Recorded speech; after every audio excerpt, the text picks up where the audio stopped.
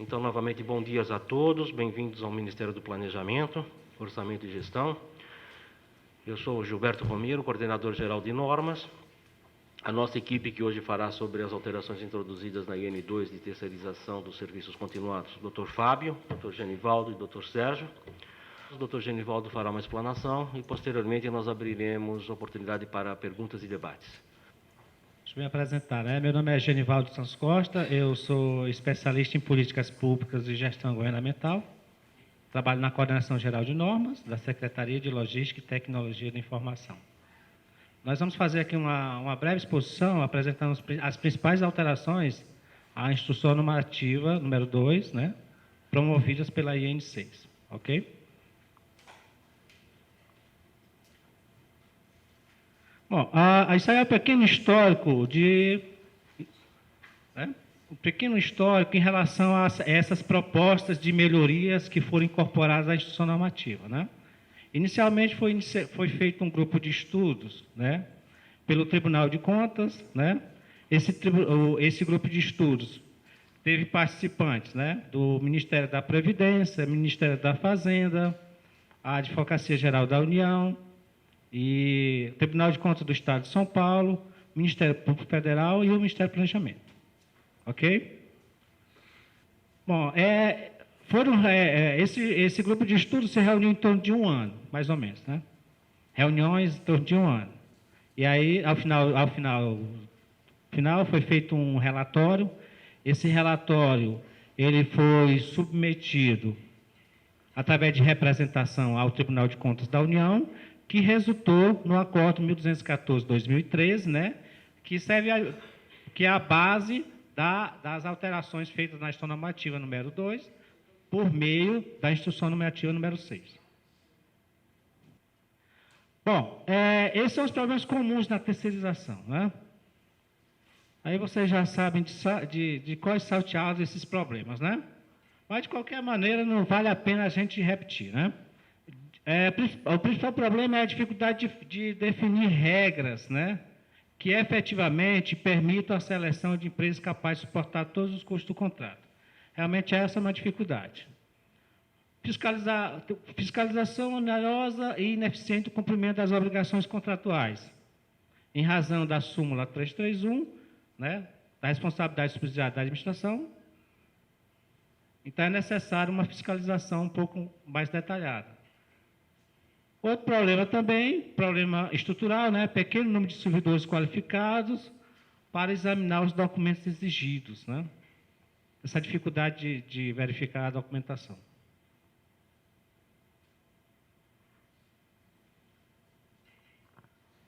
Bom, os principais tópicos da alteração à IN2 foram qualificação técnica, qualificação econômico-financeira, fiscalização dos contratos, garantia contratual e conta vinculada. Nós vamos analisar cada tópico desse de forma bem detalhada. Bom, o Tribunal de Contas, ele já vinha adotando várias daquelas medidas que estão no acordo, eles já vinham adotando os seus editais. Então, o Tribunal de Contas da União, ele já tem uma larga experiência nessa questão dessas propostas que constam da Instrução Normativa número 2. Ok? Inclusive, alguns exemplos que a gente vai apresentar aqui, né, são já coisas que estão nos editais do Tribunal de Contas, né? Então, o acordo, ele traz essas propostas e a principal recomendação do acordo é que essas propostas, né, sejam incorporadas à Instrução Normativa, ok? Mesmo que elas, quando saiu o acordo, mesmo assim, alguns órgãos já estavam adotando essas propostas, né, nos editais. Qualificação técnica.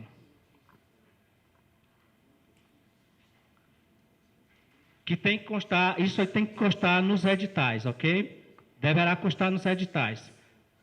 Declaração de que a licitante instalará escritório em local, cidade ou município, previamente definido pela administração, a ser comprovado no prazo máximo de 60 dias, contados a partir da vigência do contrato. Ok? A proposta inicial do grupo de trabalho era filial e sede, mas isso poderia, nós podemos ter problema em relação à restrição de competitividade. Então, a proposta do Tribunal de Contas é que seja instalado esse escritório. Isso porque com o pregão eletrônico, né, muitas empresas, né, não necessariamente do município onde estava sendo realizada, era vencedora do certame. Então, a empresa vencedora normalmente estava sediada em outro estado. E havia algumas dificuldades de relacionamento do preposto, ok?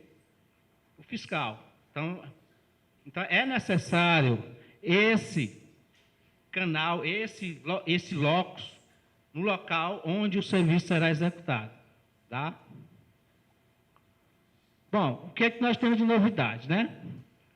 Apresentação de atestado que comprove prestação de serviço de no mínimo 20 postos para a contratação de até 40 postos e de 50% dos postos de trabalho previstos no contrato para quantitativo superior a 40 postos. É uma regra, essa regra diz o seguinte, que nas contratações até 40 postos, deve-se exigir no mínimo 20 postos.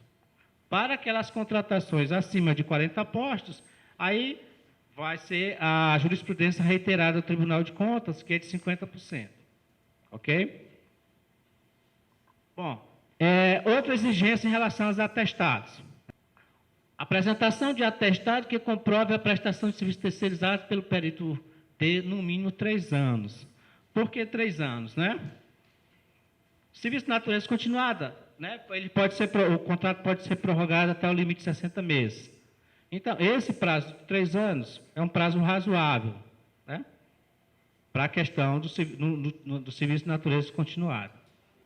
Somente serão aceitos atestados expedidos após a conclusão do contrato ou decorrido, no mínimo, 1 ano do exercício de sua execução, exceto se houver sido firmado para ser executado em prazo inferior.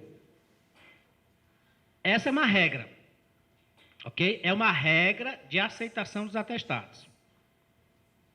Não esqueça que todas essas propostas, elas têm que estar elencadas no edital, ok? Bom, aí nós temos assim, exceto se houver sido firmado para ser executado em prazo inferior. Aqui é para contemplar os contratos emergenciais, né? Que normalmente são para 6 meses, então esses atestados também poderão ser aceitos, ok? Uma novidade porque em termos de qualificação econômico-financeira, nós tínhamos só aqueles índices, né? Solvência, que estão lá, estabelecidos lá no SICAF, aqueles índices. Agora nós vamos ter mais nós vamos ter aqui o capital de giro. Esse capital de giro, né, é uma fórmula simples, né? Também chamado capital circulante líquido, ativo circulante menos passivo circulante. Esse capital de giro, ele tem que ser no mínimo de 16,66 do valor estimado para a contratação. Por que esse percentual? Vocês já viram lá que esse 16,66 corresponde a 2/12avos, certo? É um prazo mínimo, né, que a empresa tem para suportar com recursos próprios, não depender, né, do recebimento das faturas. Então, ela tem que ter um capital de giro.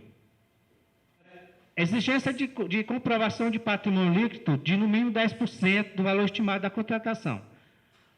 A Lei 866 fala que esse patrimônio líquido deve ser a 10%, mas vai ser exigido 10%. Nem mais, que a lei não permite, né? Nem 9, nem 8, mas vai ser exigido 10%, ok? Bom, em relação à qualificação econômico-financeira, mais novidades, né? Foi inserida na Instrução Normativa número 6 a declaração, né? Essa declaração de relação de compromisso. Isso já existe na Lei 866, Nós apenas trouxemos para a instituição normativa, ok? Porque ela é importante para saber realmente qual é a capacidade da empresa de gerenciar um certo número de contratos, ok? Essa declaração, ela sempre virá acompanhada da DRE, sempre. Ela não vive sozinha, né? Nos editais, você vai exigir a declaração de relação de compromisso acompanhada da DRE do último exercício, ok? Qual é o objetivo da DRE? Porque existe um critério. Primeiro critério, a empresa ela vai assinar uma declaração, dizendo, comprovando que 1/12 do valor total dos contratos vigentes não é superior ao patrimônio líquido. Bom, e a DRE? Qual é a função da DRE? A DRE vai ter a questão da justificativa, né? A empresa deverá ainda apresentar justificativas caso há diferença entre o valor total anual dos compromissos que foram discriminados lá na declaração de contratos, na relação de compromissos firmados, e a receita bruta discriminada na DRE seja superior a 10%. Né? Nós inserimos, está lá no portal Comprasnet, né? Está lá disponível no portal Comprasnet, uma orientação de como se fazer, se verificar essas condições, ok? Esses requisitos. Então, está lá disponível no portal Comprasnet. A fórmula. Bom, a própria instituição normativa também traz um modelo dessa declaração de compromisso. Declaração de contratos firmados com a administração, declaração de compromisso. Fiscalização contratual. A instituição normativa número 6, ela trouxe profundas alterações em todos os procedimentos de fiscalização. Se vocês observarem a nova instituição normativa, vocês vão verificar lá que foram alterados aqueles procedimentos para fiscalização inicial, fiscalização mensal, fiscalização diária, houve profundas alterações, ok? Todo aquele anexo que trata da fiscalização. Então, qual é a principal novidade em relação à fiscalização? Nós trouxemos um procedimento, a fiscalização por amostragem. Essa fiscalização por amostragem, ela vai ser mais detalhada, ok? Mas existem algumas regras, também alguns critérios que foram estabelecidos para a fiscalização por amostragem, ok? Está lá na instituição normativa. Exemplo, na fiscalização por amostragem, todos os terceirizados vão ser objeto de fiscalização, todos. Ao longo de um ano, todos os terceirizados serão objeto. Outra regra, mesmo que aquele terceirizado tenha sido objeto de uma fiscalização mais detalhada no período X, nada impede de que ele também seja fiscalizado numa segunda vez. Ok? Então, essas são algumas regras estabelecidas na instituição normativa número 6 em relação à fiscalização por amostragem. Bom, a instituição normativa também, ela traz duas figuras, aliás, 3 figuras na fiscalização contratual. Primeiro, é o gestor do contrato, que é aquele lá definido no artigo 67, como chamado, né, do agente 67, né, que é o fiscal na sua essência, responsável pelo ateste das faturas, responsável para tomar todas as providências em relação a irregularidades que forem apresentadas no contrato, e auxiliando o gestor nós vamos ter duas figuras. Nós vamos ter o fiscal técnico e o fiscal administrativo. Lembrando que isso é uma faculdade da administração. Tá certo? A administração ela poderá, né, criar ou não essas figuras. O gestor de contrato não, porque está lá previsto na Lei 866, no artigo 67. Então, eles vão ter atribuições definidas. O fiscal técnico, ele vai ser o responsável para realizar a fiscalização do objeto, propriamente dito. Ok? O fiscal administrativo vai ser responsável para verificar aquela questão mais administrativa, de documentos. Isso não é uma novidade, porque isso já vem da Instrução Normativa número 4 dos contratos de TI. Apenas nós trouxemos essa inovação, entre aspas, né, para os serviços de natureza continuada. Ok? Temos algumas coisas também que é para estimular a participação do terceirizado, né, para ele ajudar a colaborar nessa fiscalização dos encargos. Tá? Então, nós temos aí, nós vamos colocar, a Instrução Normativa número 6 diz que a empresa deverá proporcionar a questão do terceirizado ter acesso ao cartão cidadão. Ok? Além disso, também a gente vai estimular a consulta que o terceirizado tem que fazer ao seu extrato do INSS.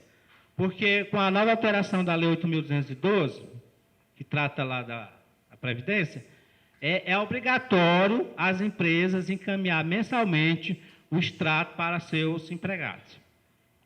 Então, nós vamos trazer a participação do terceirizado nessa fiscalização também. Afinal, ele é o mais interessado, lógico, né? Em relação a essa questão, nós também temos uma novidade, que é o SMS. Não sei se vocês viram aí no cartaz.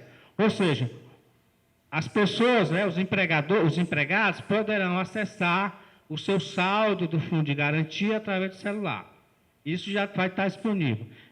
Brevemente, a gente deve disponibilizar no portal umas orientações, né, em relação a esse acesso do SMS, né, para a questão do saldo do fundo de garantia. Por ocasião do pagamento da fatura, serão exigidos só as certidões. Só as certidões, por ocasião do pagamento. Ok? Se vocês observarem, na Instrução Normativa anterior, antes da IN6, tinha lá uma série de documentos, né, a serem observados para o pagamento. Então, por ocasião do pagamento, vai ser necessário. E aí, a gente espera que essas outras medidas de qualificação técnica, qualificação econômico-financeira, né, esse maior rigor na qualificação, a gente não tenha problemas em relação à inadimplência. Né? O objetivo é esse, é contratar bem. Né? Garantia. Garantia também foi um tópico, né, muito. Se vocês observarem a Instrução Normativa, ele está detalhado. Né? Os requisitos da garantia. E um dos principais requisitos da garantia é para garantir. Gostou da ideia? Garantir. Garantir o cumprimento das obrigações previdenciárias, né, dos encargos. É fundamental. Isso tem que estar claro no edital. A garantia para garantir. Não somente a questão das sanções, mas para garantir a questão dos encargos, o cumprimento dos encargos sociais e trabalhistas. Bom, a garantia, ela não vai se extinguir com o contrato, ela ainda vai perdurar ainda após 90 dias, ok? Isso ainda é para verificar se houve alguns resquício, quase não sai essa palavra. Conta vinculada. A Instrução Normativa número 6, ela trouxe a obrigatoriedade da conta vinculada. Né? A conta vinculada, como vocês sabem, é um instrumento que a gente vai utilizar para garantir o cumprimento de alguns encargos. Ou seja, 13º, férias e rescisões, né? Além dessas propostas, né, nós temos aqui alguns procedimentos, né, em relação à prorrogação contratual.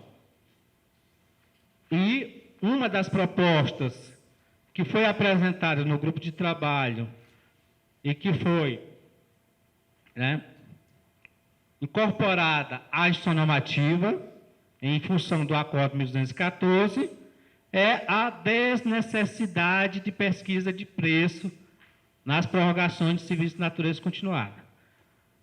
Porém, essa necessidade da pesquisa de preço tem que atender a alguns requisitos, né? Que é a questão da vantagem presumida. Então, o edital vai disciplinar. Isso tem que constar no edital. Quais são esses requisitos? Os requisitos é que aqueles itens que estão lá estabelecidos na convenção coletiva, lógico, vão ser atualizados pela convenção coletiva.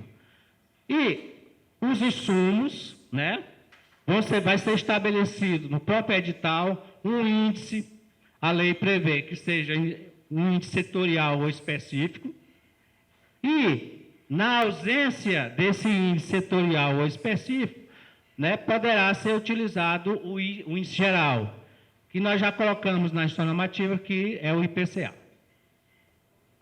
Com relação a serviço de vigilância e limpeza, eles continuam da mesma forma.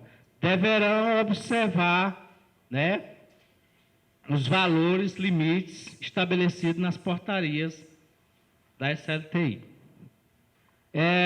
Uma exigência também com relação aos terceirizados, é que o domicílio bancário dos empregados na cidade de prestação de serviço. Parece óbvio, né? Mas infelizmente nem sempre foi assim. Às vezes o terceirizado, a sua conta, ela estava lá na sede, lá da empresa vencedora. Isso causava muito transtorno para o terceirizado. Então é necessário que o domicílio bancário esteja na cidade onde esteja sendo realizado a prestação de serviço. E isso aqui é de propósito mesmo. E a gente espera que nós sejamos agora mais felizes, né? E tenhamos menos empresas inadimplentes e menos problemas com a terceirização. Muito obrigado.